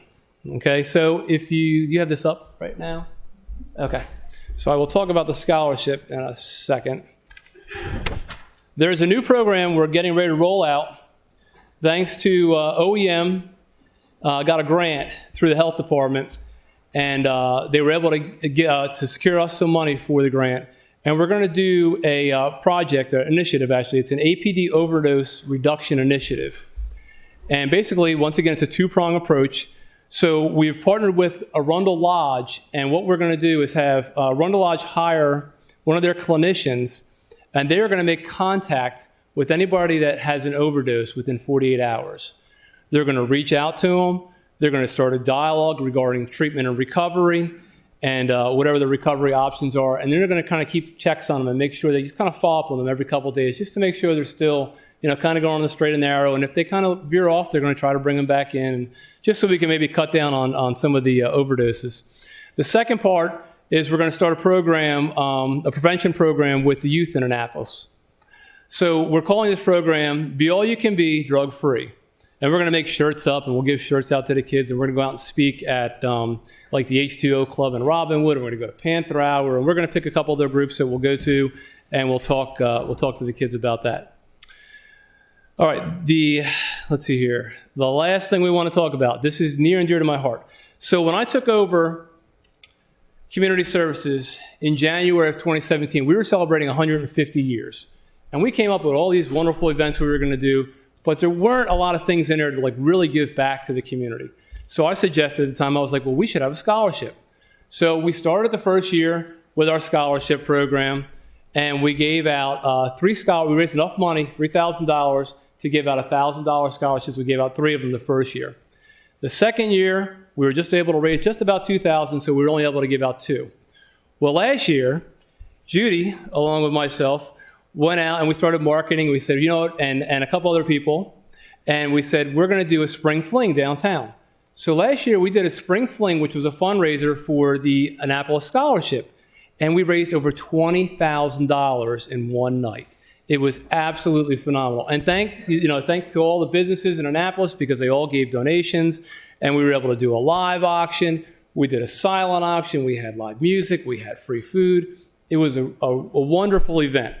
So the reason this is up here now is because this year we are doing it again on March 18th. And if you go to our website, AnnapolisPoliceScholarship.org, you can go onto the website. You can buy tickets for the event. You could just donate, or you can just come to the event. I mean, it's a great, great event. And I know I'm running way out of time, and I'm running way over. So let's see here. Last thing I just wanted to mention about the scholarship. Last year we gave out 9 scholarships.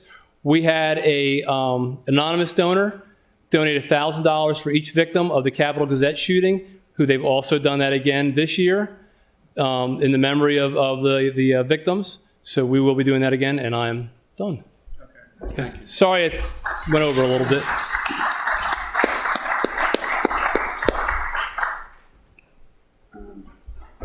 Sorry.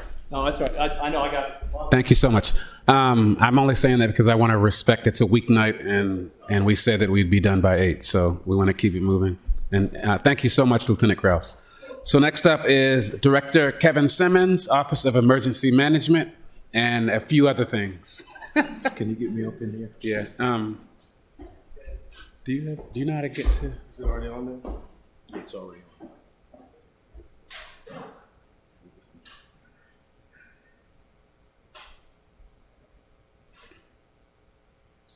This might take the remainder of our time. Oh, it didn't. There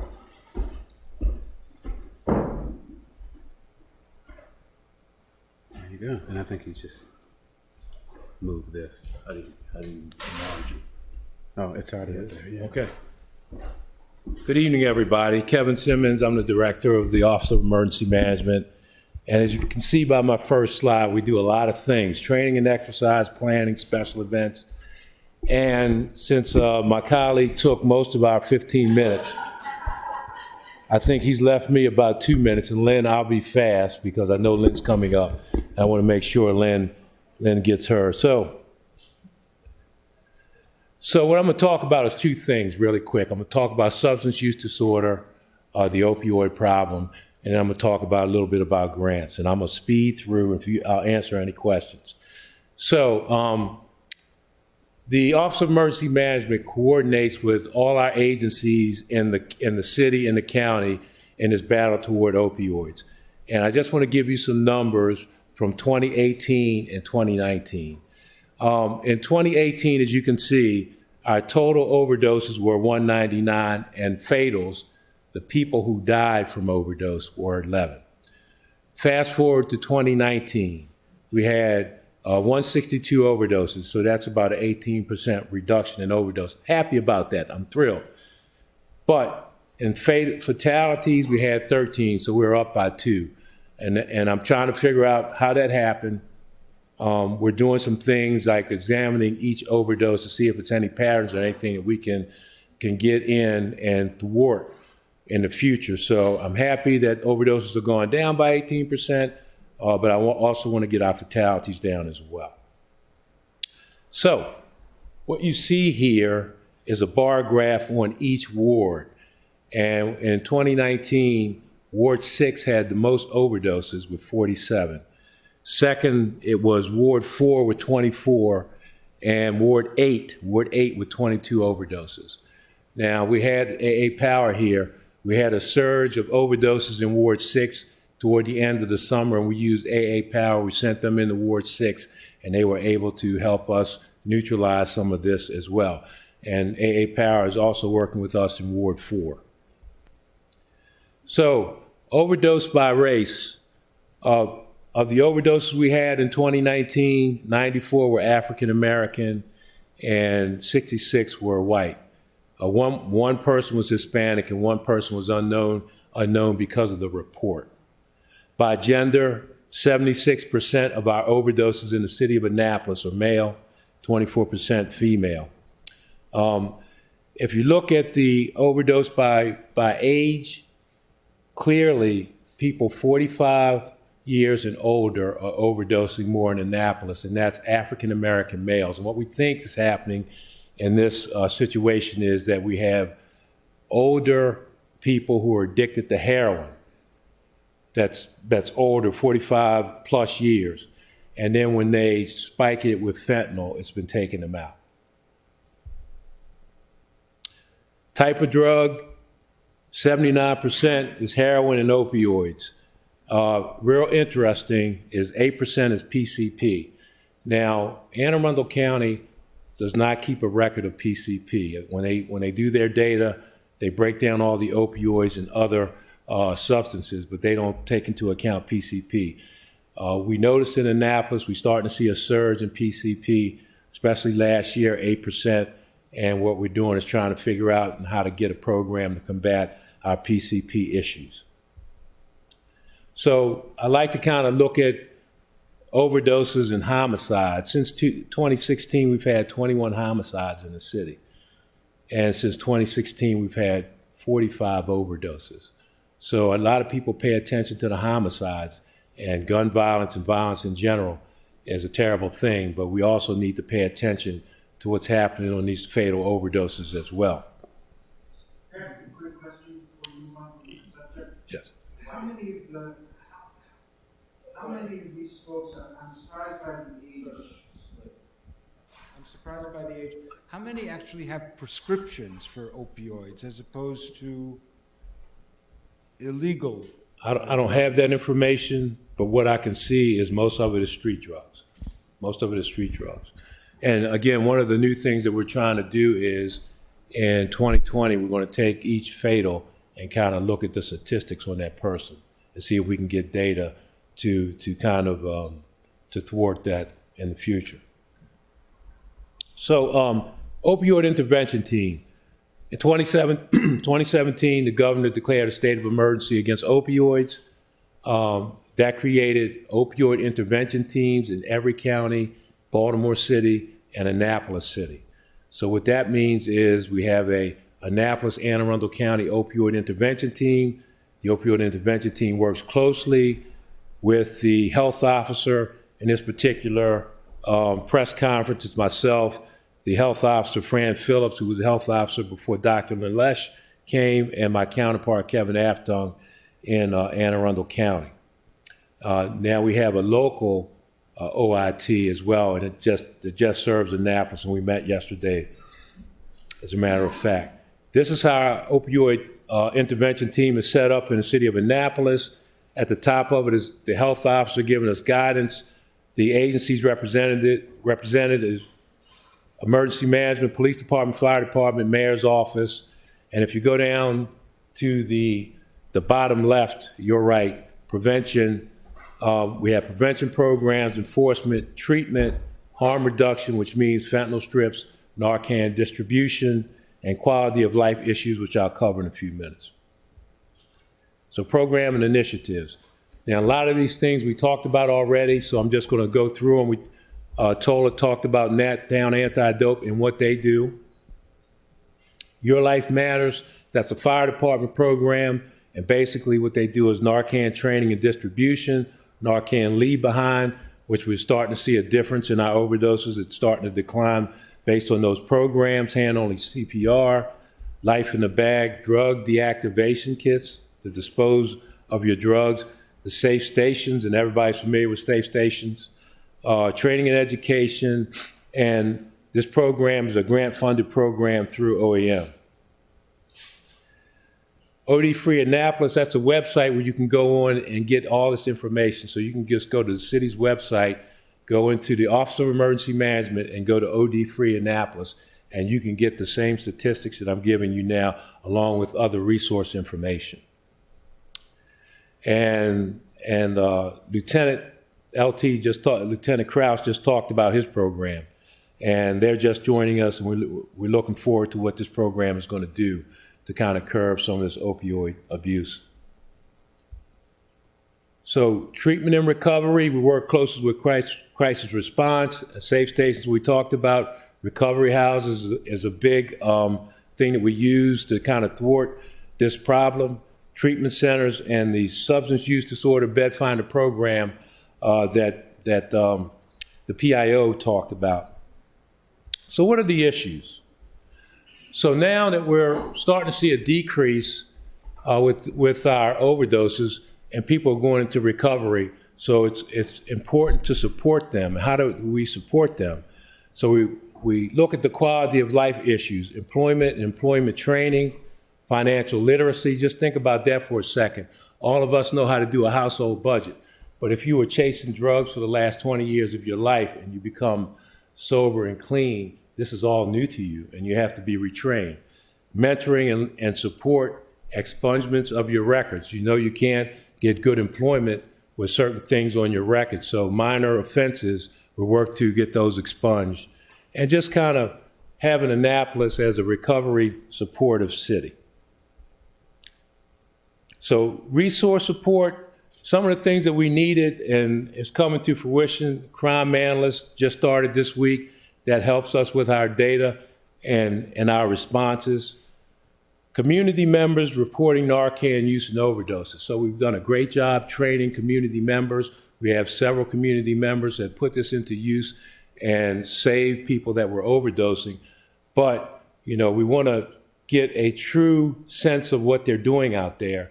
And by them not reporting what they do, we have overdoses data that's become lost. And assistance with developing a strategy for dealing with emergency trends such as PCP. So we want to talk to Dr. Nales, our public health officer, and try to get a strategy to deal with PCP, which in this area is unique to Annapolis. So I'm going to move into grants, and I'm not going to stay here very long because you're going to come up and talk about grants. But one of the things that the Office of Emergency Management does, we're pretty successful with grants. This is 10 years worth of grants from the Office of Emergency Management. So we average annual grants about $900,000. And since I've been here in 2010, we have $9 million that we've amassed through grants in the Office of Emergency Management. And those grants go to law enforcement, fire department, public works, planning and zoning. Actually, we spread the wealth. You know, if we can find a project in each agency and each department, we support it wholeheartedly. So on that note, I'll move forward. Who has Prepare Me Annapolis app on their phone? Not enough. You can download this. This is free. It's a way I can communicate with you. You can get BGE power information, preparedness tips. If you're going to Ocean City, you can pull up Route 50 on Prepare Me Annapolis. And if we have an emergency, I can give you directives through Prepare Me Annapolis. So on that note, I have a 6-member staff here in Office of Emergency Management. If you have any questions, we'll be glad to answer them. I will be glad to. And I see no questions, and I will turn it over to you, my good man. All right. So, again, thank you, Chief. So, again, this is all within the public safety arena. So you heard from Lieutenant Krause, but remember they all work together, and we actually work with them in a lot of our programs. So absolutely, it's it's all connected. So thank you. Thank you. All right. Next up, and then you all get to roll out, is our Assistant City Manager, Lynn Farrell. And Lynn wears many hats, but she's going to speak to you about one of the hats that she wears. Or a couple hats. A couple of hats. And I know I'm the only thing standing between you and some Netflix show you're binge watching, so I will move quickly. But there are a couple things. I will say that one of my main responsibilities is to make sure that we maximize our ability to apply for grants as a city. and some departments are better at it than others. But what I will say is that we are getting better and better every day. And as Director Simmons said, we spread the wealth. And so I will say that we are continuing to look for and apply for grants, and we are looking forward to building the grant package for the West East Expressway, as they put it, the WE. But one thing that I also, another thing that I manage that is of probably a little more interest to you all in the audience and to you all watching is the community grants program. And that is about $400,000 that the city makes in grant contributions to local nonprofits. That application will be out no later than Monday. I'm hoping to get it out tomorrow so that organizations can have the weekend to start working on it. And the due date will be around the end of February. We've changed the questions a little, made them a little easier to answer, and hopefully a little easier to build your response based on other grant proposals that you've written as an organization. So I do urge any local nonprofits to please submit applications, to talk with your board members about ideas and projects that you want to have funded. They're not huge grants, but they're helpful, usually filling in at the last dollars to fund a program. And then finally, one of the things that is really important that's upcoming in our community is the 2020 census. And I want to bring all of your attention to it. Currently, we know that it's important to get that complete count. So our goal is to have a 100% count. And in 2010, the county had about 80%, an 80% count. So we want to make sure that every single person who spends the night regularly in the city of Annapolis is counted in the place where they sleep most of the time. So that means that college students and all the midshipmen, everyone will be counted, anyone who lives here regularly. It's important to us because the federal and state government look at the census numbers to determine our population, to determine roads, infrastructure, transportation costs, our school, how many schools we build, how many classrooms we need, how many teachers we need, and also even hospital beds. So this is a really important part of our own civic responsibility. But here's the kicker. This is what we really need you all to do. We need people to go on to the census.gov website and apply to be a census taker, because we want people who are recognizable, who are familiar to their neighbors, to show up at your door if you did not complete the census. So they're going to send a postcard and it's going to say, please complete the census. And if you don't complete your postcard, then you're going to get that form. Remember the old form that we used to get that we've gotten in the past? Then you'll get the form in the mail. If you don't complete the form in the mail, we would like to be able to have neighbors stopping into their neighbors saying, you didn't complete your census yet. We really need you to do it. Can you just take 10 minutes? It's 10 minutes. It's a really easy thing. But there are hundreds of jobs that are going to be available to residents of the city of Annapolis that are temporary and part-time, but it's a part of our civic duty to make sure that we're counted. So I hope that each of you will take at least one of the pamphlets that are back on the table there. And if you have other questions, feel free to call me. My card's back there. I have them with me here. But please encourage your young people in your community. people who just enjoy walking to apply for these jobs, and you'll get paid to walk. Think about that. So I want to thank you all for coming out this evening. I do want to say to the staff that put this together, and to members of our community who hung in there with us this evening, I want to say that we are fortunate to live in this community, and I do think that we have people who are accessible. You can call any one of us. We pick up our phones any time of day or night, and we're fortunate to have that. So, and I encourage you to do so. So, thank you.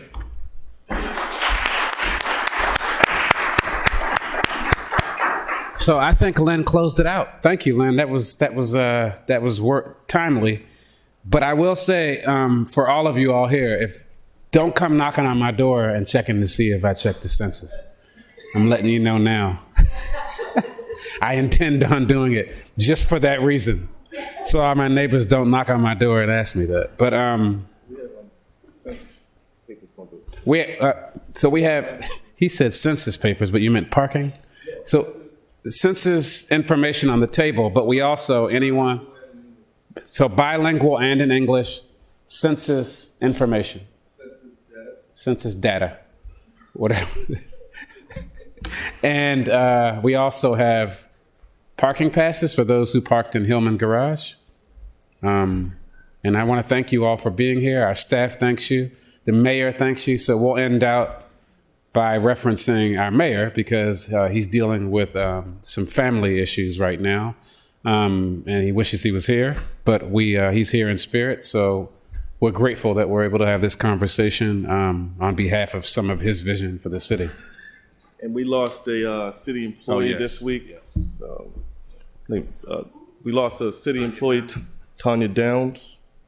So we're going to have a moment of silence for her.